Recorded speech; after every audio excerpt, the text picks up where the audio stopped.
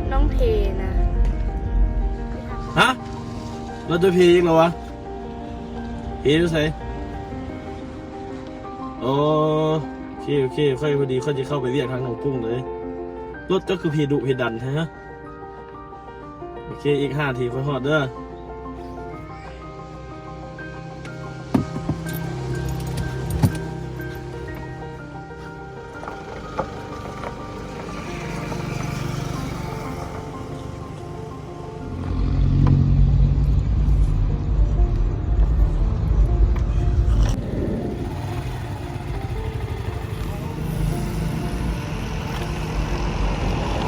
น่าจะไปส่งเลยว่ะ